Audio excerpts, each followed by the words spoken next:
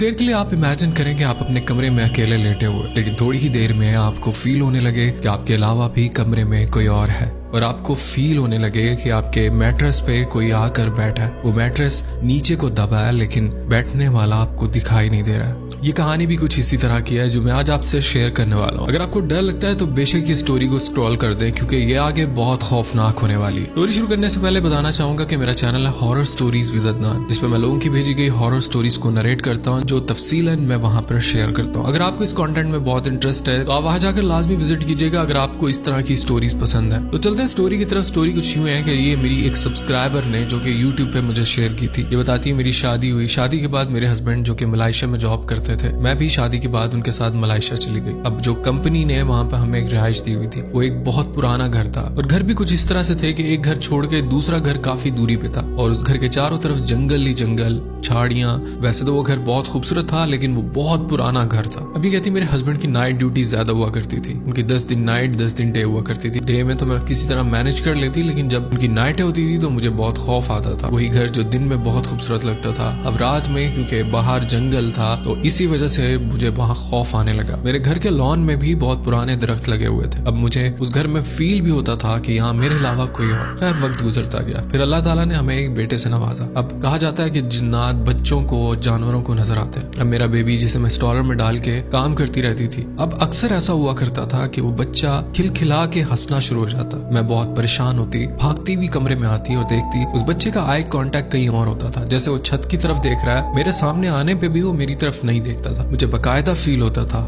जैसे कोई इसके साथ खेल रहा है। मैं उसे गोद में उठा लेती, अपने सीने से लगा लेती। ये मेरे साथ मामूल बन गया था और मैं इस चीज की आदी हो चुकी थी। एक दफा तो हद हो गई। ऐसा भी हुआ कि जब मेरा बेबी 8-9 महीने का था तो मैं उसे कमरे में बिठा के नीचे कारपेट पे बिठा के उसे टॉयज देके चली जाती हूँ। अब जो कमरा था उसका डोर मैं ओपन रहने देती हूँ। मैं सामने किचन में काम कर रही थी, मुझे किचन से वो कमरा नजर आ रहा था और मेरी नजर बेबी पे थी। बहरहाल साथ साथ मैं अपनी अम्मी से फोन पे बात भी कर रही थी। नजर उस पे भी मारती कि वो मुसलसल टॉयज से खेल रहा था। फिर काफी देर गुजर जाती है, मैं अपनी वालदा से बात करने में इतनी बिजी हो गई कि मुझे ऐसा फील हुआ कि मेरा बेबी जहाँ पे खेल रहा था उसकी ठक ठुक जो आ रही थी अब वो नहीं आ रही। कहते जब मैंने फौरन कमरे की तरफ देखा तो मेरा बेबी जो जमीन पे बैठा हुआ था अब वो बेड के ऊपर बैठा हुआ। अभी कहती मेरी जान निकल गई, इतना छोटा बच्चा कैसे बेड पे खुद ब खुद बैठ सकता है। और इसी डर की वजह से कि बेड से नीचे ना गिर जाए तो मैंने इसे नीचे कारपेट पे बिठा रखा था। बोलती मैं फौरन कमरे में आई और जब मैंने देखा वो बच्चा ऐसे जैसे उसके साथ कोई बैठा हुआ है और वो उसे देख के मुस्कुरा रहा है, हंस रहा है और जैसे कोई उसके साथ खेल रहा है। मैं वैसे ही डर चुकी थी क्योंकि बच्चे को मैं नीचे बिठा के गई थी और वो बेड पे बैठा हुआ था। और मैंने देखा मेरे बेबी के साथ जो जगह थी वहां पर बेड का मैट्रेस दबा हुआ था, जैसे कोई